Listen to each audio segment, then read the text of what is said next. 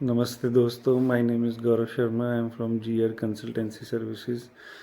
जैसा कि last video में मैंने बताया था कि हम अब सिस्टम वीडियो वाइज वीडियो हम आपको ऑडिट्स और आईएसओ के बारे में स्टेप बाय स्टेप क्लियर करेंगे। Then we will later on explain the clauses of all the standards.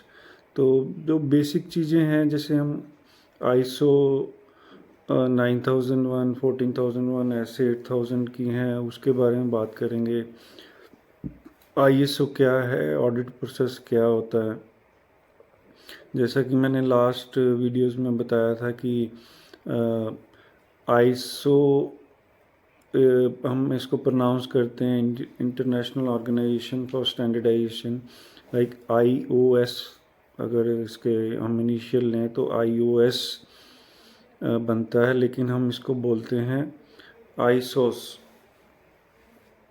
ISO, not ISO.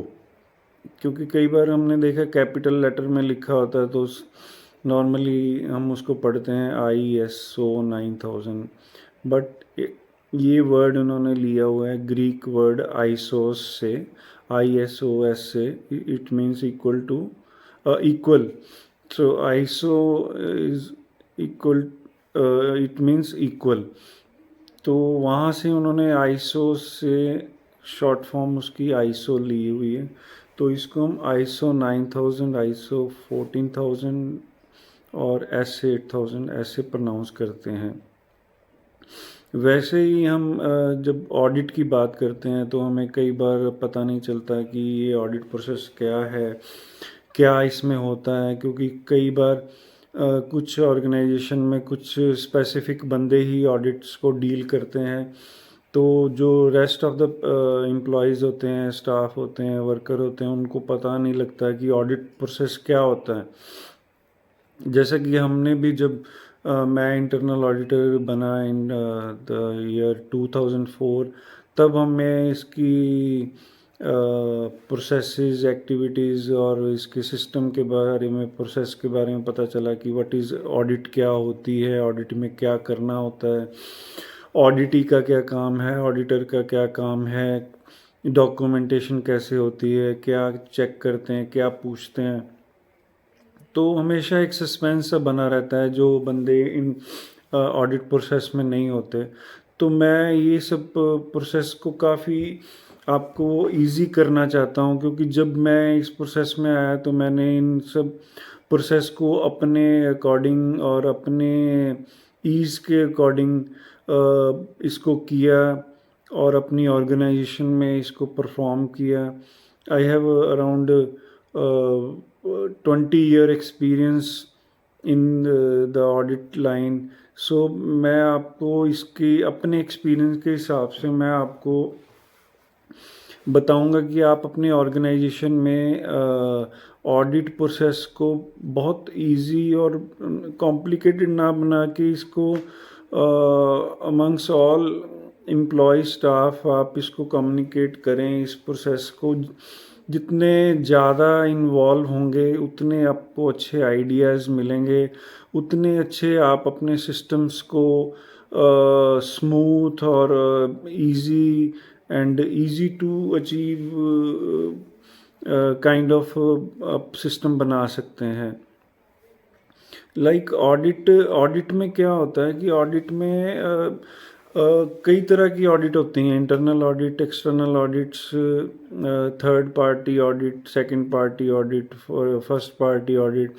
तो इन सब चीज़ों में क्या होता है कि आपको ऑडिट किस तरह की है, उसमें किस तरह के ऑडिटर चाहिए, किस तरह के रिजल्ट्स चाहिए, ये सब चीज़ें टॉप टू बॉटम चलती हैं। टॉप मैनेजमेंट की इन्वॉल्वमेंट इसमें काफ़ी होती है। लाइक अगर हम इंटरनल ऑडिट करना चाहते हैं, अपने ऑर्गेनाइजेशन में ऑडिट प्रोसेस को चेक करना चाहते हैं, तो सबसे पहला प्रोसेस होता है कि इंटरनल ऑडिटर बनाए जाएं डिपार्टमेंट वाइज। अपने हर सेक्शन से नॉमिनेशन लेके उनको ट्रेंड करके, उनको उनका कॉम्पिटेंस लेवल बढ़ा के उन बंदों को हर सेक्शन में शफल करके चेक करवाया जाए कि ऑडिट उस डिपार्टमेंट में इम्प्लीमेंटेशन कैसी है। एक चीज़ और बताना चाहता हूँ मैं आपको कि ऑडिट जो होती है, ऑडिट कई तरह की होती हैं। लीगल ऑडिट्स होती हैं, अकाउंट्स की ऑडिट्स होती हैं, सिस्टम रिलेटेड ऑडिट्स होती हैं। तो हमें देखना पड़ेगा कि हमने कौन सी ऑडिट के लिए कौन से ऑडिटर हमने सेलेक्ट किए हैं। तो लाइक अगर हमने अकाउंट्स की ऑडिट करनी है, अकाउंट्स के कंप्लाइंसेस की, लीगल कंप्लाइंसेस की, then we have to hire CA and उसकी टीम को हायर करना पड़ेगा कि हमारे अकाउंट्स के सिस्टम्स चेक करें, जो ऑडिट्स करें। लाइक अगर हमें सिस्टम्स के ऑडिट्स करने हैं, लाइक ISO 9000, 14000, ओशाज, S8000, सेडेक्स, तो उसमें क्या होता है कि हमें उन बंदों को उस स्टैंडर्ड्स की ट्रेनिंग देकर उनको उनका टेस्ट लेके कि how much they have learn from the trainings, उनका कंपिटेंस लेवल देख के उनका एक पासिंग क्राइटेरिया बना के उन बंदों को नॉमिनेट करके फिर उन बंदों का इंटरनल ऑडिट प्लान बना के उनको नॉमिनेट करके उनको सेक्शन वाइज भेजा जाता है कि देख के आओ इस डिपार्टमेंट में लाइक QMS की कितनी इम्प्लीमेंटेशन है, इन्वायरमेंट की कितनी इम्प्लीमेंटेशन है, सोशल रिलेटेड जो पॉइंट्स हैं उसकी कितनी इम्प्लीमेंटेशन है। तो या तो आप इंटीग्रेटेड ऑडिटर बना लो, जितने आपके कंपनी में सिस्टम्स हैं उनके कंबाइंड एक आप ऑडिटर टीम बना लो। नहीं तो आप 914 को कंबाइंड कर सकते हो और S8000 को अलग कर सकते हो। तो उसके आप ऑडिटर की नॉमिनेशन उस हिसाब से ट्रेनिंग, इफेक्टिवनेस, अवेयरनेस उनको दे के नॉमिनेशन लेके हर सेक्शन में आप department wise half yearly, quarterly, yearly, it's up to you कि आपने कैसा प्लान बनाना है, कैसे आप उसकी ग्रेविटी चेक करना चाहते हो। आप मंथ वाइज भी चेक कर सकते हो, क्वार्टरली चेक कर सकते हो, हाफ ईयरली चेक कर सकते हो, ईयरली चेक कर सकते हो। उसके हिसाब से फिर आपको एक डिपार्टमेंट वाइज एक लिस्ट बनानी पड़ेगी कि जो आपके क्रूशियल डिपार्टमेंट हैं, जो आपके मेन डिपार्टमेंट्स हैं, उन डिपार्टमेंट्स को आपने लिस्ट डाउन करना है कि ये हमारे डिपार्टमेंट्स हैं। और जो ऑडिटर जिस डिपार्टमेंट की ऑडिट कर रहा है वो उसके रेलिवेंट नहीं होना चाहिए, उस डिपार्टमेंट से नहीं होना चाहिए। Like we are doing audit of spinning, so then internal auditor should be from the different departments like weaving, dyeing, engineering, purchase, raw material, marketing. So क्या है कि उनको उनका प्रोस्पेक्टिव अलग से उस डिपार्टमेंट के लिए रहता है। तो एक तो उनको पता होता है इस डिपार्टमेंट में क्या हो रहा है, लेकिन उस डिपार्टमेंट के वो नोन नहीं होते हैं। तो क्या होता है कि एक अलग से विजन आता है जब वो इंटरनल ऑडिट करने आता है। तो उसमें क्या होता है कि फाइंडिंग्स बहुत अच्छी निकल के आती हैं। जो रूटीन में जो बंदे काम कर रहे होते हैं ना, उनको वो सब ओवरलुक हुआ होता है। जब एक्सटर्नल पार्टी आती है in the form of internal auditor या एक्सटर्नल ऑडिटर, तो वो क्या होता है कि वो उस डिपार्टमेंट के बहुत अच्छे ऑब्जर्वेशंस और एरिया फॉर इम्प्रूवमेंट्स निकाल के देते हैं to the user department, to the ऑडिटी।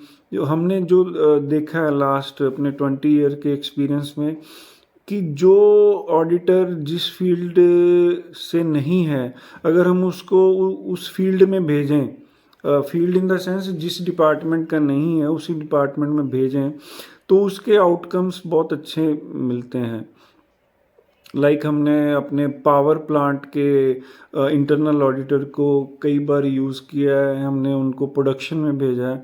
तो उनकी लाइक वेयर हाउस में भेजा है, हमने स्पिनिंग में भेजा है, तो उनके आउटपुट्स, उनके आउटकम बहुत अच्छे हैं। इवन कि हमने मार्केटिंग सेक्शन में भेजा है तो उनके आउटकम्स बहुत अच्छे हैं। उनकी ऑब्जर्वेशन, एरिया फॉर इम्प्रूवमेंट्स, बहुत अच्छे पॉइंट्स मिलते हैं हमें।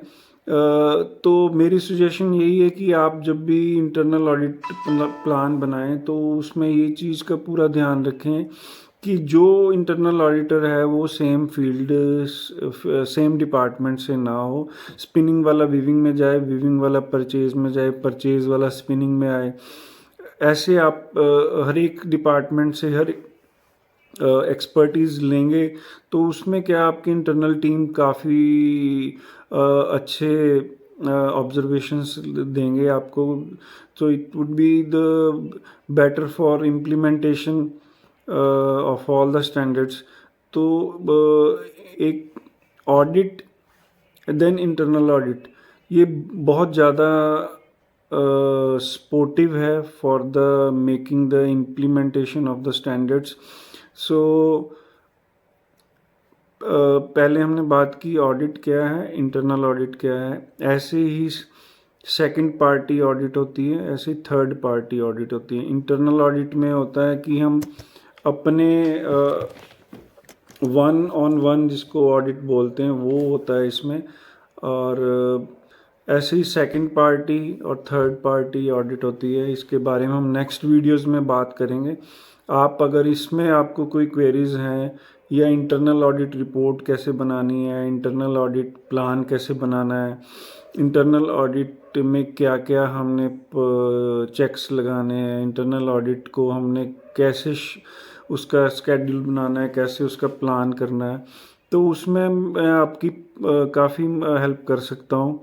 क्योंकि ये प्रोसेस लगता है बड़ा इजी है, लेकिन ये प्रोसेस आपके सिस्टम्स को स्ट्रॉन्ग बनाने में, आपके सिस्टम्स को, आपके एम्प्लॉयज़ को, स्टाफ को, इसकी सिग्निफिकेंस को, आपकी इसकी ग्रेविटी को समझाने में आप इंटरनल ऑडिट्स का काफ़ी आप हेल्प ले सकते हो। अगर आप इंटरनल ऑडिट्स में इसकी अवेयरनेस में, इसके स्टैंडर्ड्स की इम्प्लीमेंटेशन में, इंटरनल ऑडिट्स के रिजल्ट्स में आप प्रॉपरली सारा रिलीजियसली और पूरा ऑनेस्टी से करेंगे तो आपको कोई भी ऑडिट, एक्सटर्नल ऑडिट फेस करने में कोई दिक्कत नहीं आएगी। This is the advice from my side. So will meet in the next video. और प्लीज़ कमेंट्स में बताएं कि मैं कैसे अपनी ये सेशंस को इम्प्रूव कर सकता हूँ। क्योंकि मैंने कभी यूट्यूब पे वीडियोस कभी नहीं बनाए थे, मैं अभी रिसेंटली स्टार्ट किए हैं। तो मुझे लास्ट वीडियोस में भी काफ़ी सजेशंस मिली थी, मुझे पता नहीं था कि यहाँ पे कुछ सिस्टम्स होते हैं यूट्यूब पे वीडियो बनाने के।